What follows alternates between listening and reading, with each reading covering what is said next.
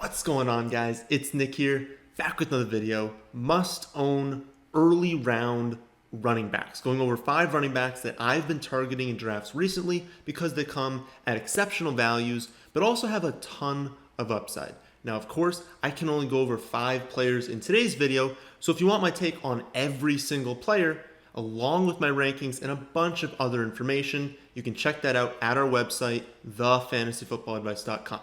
So let's start things off as usual with the stat of the day. Yesterday's stat was which wide receiver had the single best weekly performance last season. So who scored the most points among all wide receivers in a single week last season? I'm recording this a little bit early, so don't know who got it right, but I'm sure a ton of you know it was Will Fuller with a 46.7 point explosion in week 5 last season. Today's stat: which tight end lost the most fumbles in 2019? Bit of an odd one, not super easy like yesterday's one, but I'm sure you guys can get it right because there's not that many tight ends. All right, let's start talking about some running backs. And honestly, ADPs are just so terrible across the industry right now. Basically, the best ones are FFPC. But even then, that's not realistic for when you're looking at ESPN and Yahoo, where most of you are drafting. So I'm just going to talk about the players I like, where I have them ranked, and like a general take on like kind of where they're going. But again, ADPs are trash. So we'll start off with Joe Mixon. He's my running back 6th, 7th overall player. I think he's an excellent mid to late first round pick. And a lot of people are off Mixon this season. I don't understand why. I mean, people basically they point to his performance over his career. They're saying he's just not worth a first round pick. I tend to think that we're not paying for his career, we're paying for this season. And if you look at what he did last season, it was pretty great given the circumstances. The Bengals won 2 games, had the 5th fewest yards per play, scored the 3rd fewest points per game, had the worst points per play. They were dreadful on offense, and it makes it close to impossible for a running back to succeed. Among bottom 10 scoring offenses last season, only Fournette finished as a running back 1 in points per game, and even he barely squeaked in because it is impossible. It's really, really difficult for a running back on a very low scoring team to succeed. They need to get lucky with touchdowns. They need to get a little bit lucky with broken plays. So it's very difficult, and he played well last season. This year, we're expecting the Bengals to be much improved on offense. To start, they're not tanking. That's going to help an offense when your team's not actively trying to lose. But the additions mainly of Burrow, AJ Green, T. Higgins, they're all going to help them move the ball downfield much more consistently. And if they can get into the red zone more often, then Mixon has a huge touchdown ceiling. Because even though they ranked 2nd to last in touchdowns per game last season, Mixon still ranked 2nd among all running backs with 16 carries inside the 5-yard line, and he managed to score 8 touchdowns, which is extremely impressive on such a low-scoring offense. And look at what he has behind him. Giovanni Bernard is turning 29. He's had 2 dreadful seasons in a row, and he could realistically get cut. Then you have Travion Williams, who has 0 career touches, and Rodney Anderson coming off his 2nd torn ACL in as many seasons. He has no one behind him, and that's how he's been able to get over 690 carries and over 100 receptions before turning age 24. That's something only 8 other running backs have ever done, 4 of whom are in the Hall of Fame, and the other 4 are Clinton Portis, Zeke, Gurley, and Steven Jackson. What did those 8 running backs average in their age 24 season? Over 1,700 scrimmage yards and over 11 touchdowns. He's an elite running back, in elite company, on an ascending offense with no competition behind him entering the prime of his career. These are the players you need to actively be targeting in fantasy, no matter where you are in the draft. Next up, we've got my boy Miles Sanders, my running back 8, 10th overall player, and I love getting him in that like 1st and 2nd round turn. So if you've got a late 1st round pick, this is a guy you need to be going after. We all know how exceptional he was last season, but the public is definitely understating just how good he was. Remember, he averaged less than 40% of the snaps from weeks 1 through 9, going over 50% just once. Then he was averaging over 75% of the snaps from weeks 10 through 16, going below 71% just once.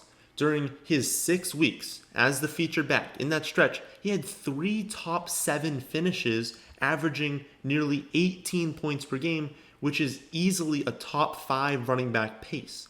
So this kid played backup for the first 9 weeks and left week 17 with an injury, and yet still managed to be the running back 15 with over 1,300 yards and 6 touchdowns. The public also seems to think that they only use a committee in Philly. That's because they've never had a back like Miles Sanders. Every report that's come out suggests that they want him to be the featured back. And they've done nothing in free agency or the draft to suggest that that isn't true. There have been some reports that they could sign a vet in free agency, but it's early July as of recording this, and they've yet to sign anyone. And so even if they sign someone, they're not going to have a big role. Like I just said, it's early July. You think they're just going to bring someone in and be like, oh, here's a few plays that we can barely practice in camp. Go play ahead of Miles Sanders? Are you crazy? That's not going to happen, right? So this is Sanders' job. And even if they bring someone in, that only hurts Boston Scott. And even then, I don't think it's that likely. We're probably not going to get preseason games. So you think they're going to sign someone and just throw them in there? No, they're going to stick with guys they've had on the roster. And that's Miles Sanders, especially given that he is an insanely talented back. So he's an extremely good pick in the late first round, early second round. And honestly, I've definitely seen times where he falls into the mid and even late second round. Got to be getting him when you can. Todd Gurley is next up. My running back 15, 29th overall player. And I think we formed this narrative that Gurley walks with a cane and needs a wheelchair after someone tackles him. His knees are a concern long term, and he's got elevated injury risk, but that's much more of an issue in Dynasty. I think people are expecting him to just fall apart as soon as he steps on the field this season, and that's why he's going as late as he is, because he's only missed 4 games in the last 4 years, and he has at least 250 touches in 5 straight years, averaging 18 touchdowns per season in the last 3. So I get it, his knees are bad, but he probably shouldn't be going where he is, right? I mean, they gave Freeman 243 touches through 14 weeks last season, and he was on pace for nearly 70 receptions. So shouldn't that be what we're projecting Gurley for? Because the Rams had capable backups. But are we actually concerned with Brian Hill, Quadre Ollison, Ito Smith? Obviously not, right? And Gurley's on a 1-year deal. So the Falcons don't care if they run him into the ground just like they did with Freeman last season. Plus, who cares if he misses a few games, right? I mean, we hated taking him in the late first round last season because of the risk. But he's going in the mid-third round right now. I'll take 13 games in the mid-third round because remember, we care about points per game. You'd much rather be taking a running back that ranks 10th in points per game but 20th overall instead of a running back that ranks 20th in points per game but 10th overall, right? It's the Frank Gore fallacy we talked about last season. Over these last 5 years or so, Gore always finishes higher than people thought he would. That's because he plays every game. But no one was actually using him because his points per game were so low. Gurley's the type of player who's going to outperform his ADP on a per game basis, and if he gets hurt for a few weeks, then you can find a fill-in. And with him going in the mid-third, it doesn't hurt your team as much if he were to miss time. I just don't see a path to him not posting decent numbers in this offense unless he gets hurt. And if the only thing that we're fading is that this is the season he falls apart, then he shouldn't be going as late as he is, because I've seen him go in the 4th round. And if you're getting him as your running back 3 or 4, that's pretty ridiculous. So I'm all in for going after him this season. Jonathan Taylor is up next. You had to know that was coming up. My running back 16, 30th overall player, but you've been able to get him in the 4th and even 5th round, which is absurd. That shouldn't be possible. He's going to be a 1st round pick next season. I think where people go wrong is that they assume he and Mac are close in talent. They're not. Taylor is a vastly superior running back, and that's going to be very clear to people when they see him play. I think the second mistake people have is they assume that a rookie running back can't break out. I've actually seen comments where people say you can't draft a rookie because look what David Montgomery did last season. As if David Montgomery and Jonathan Taylor are even remotely comparable talents, or as if Montgomery getting 267 touches as a rookie is somehow a knock on Taylor. Like, you realize that if Taylor gets those same touches, he's going to be a running back 1, right? And he'd be very close to the top 5 at that point. I got a ton of heat for saying that Saquon Barkley in his rookie season should be ranked over Antonio Brown. And then what did Barkley do? He posted over 2,000 yards and 15 touchdowns. But people's main argument was, when saying, no, you're an idiot, they're like, no, Barkley, we have no idea if he's even good. No, you have no idea if he's even good. But people paying attention knew that Barkley was special.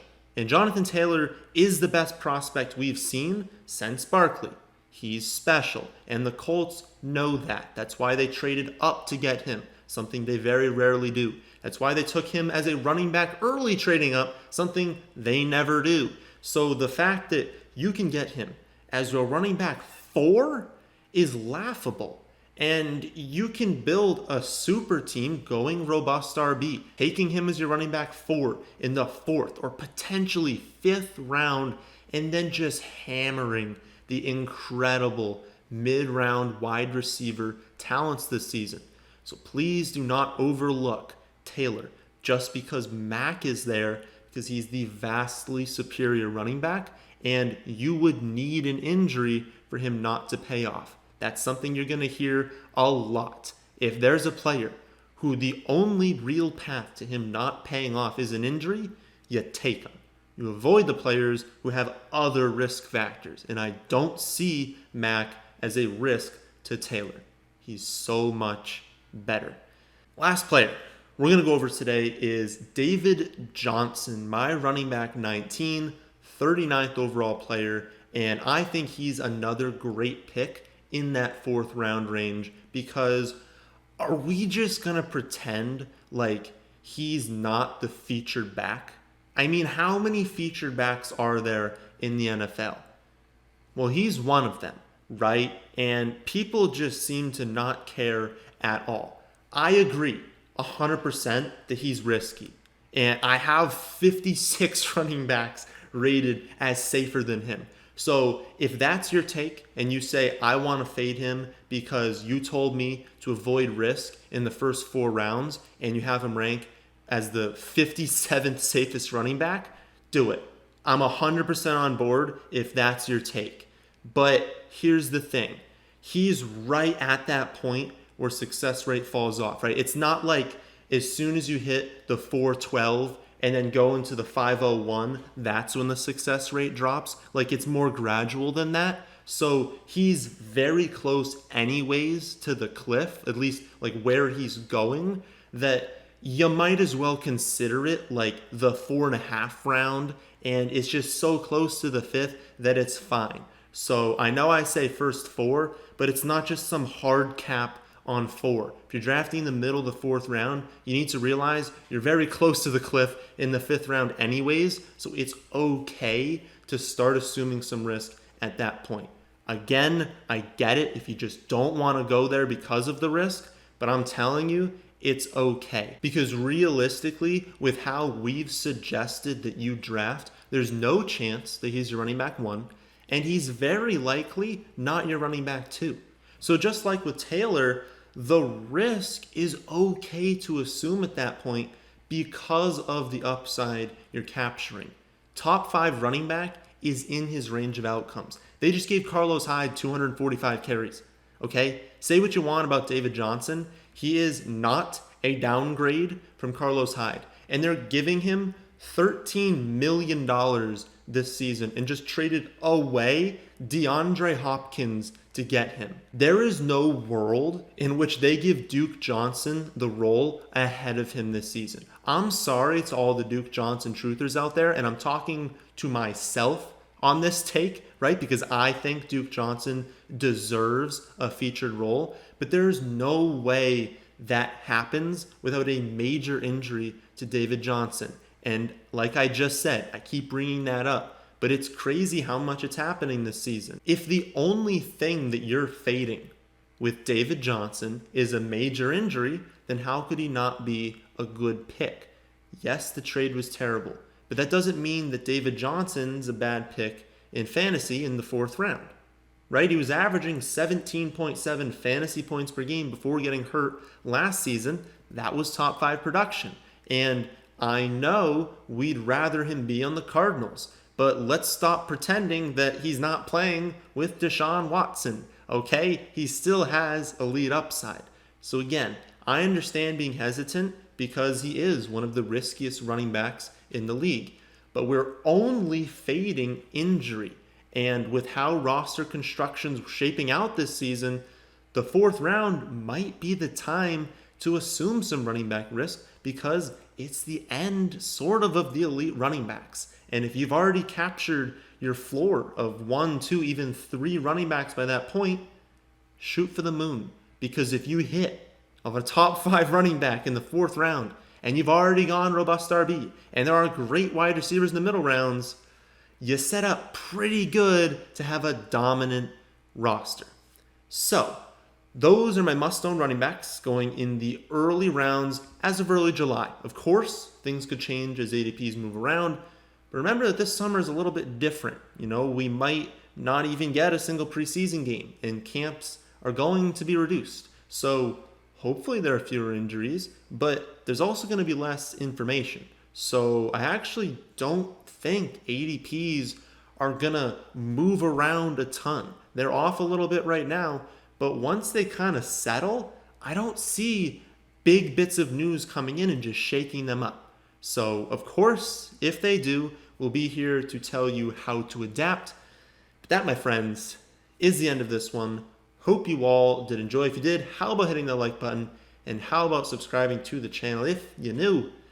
Thanks for watching.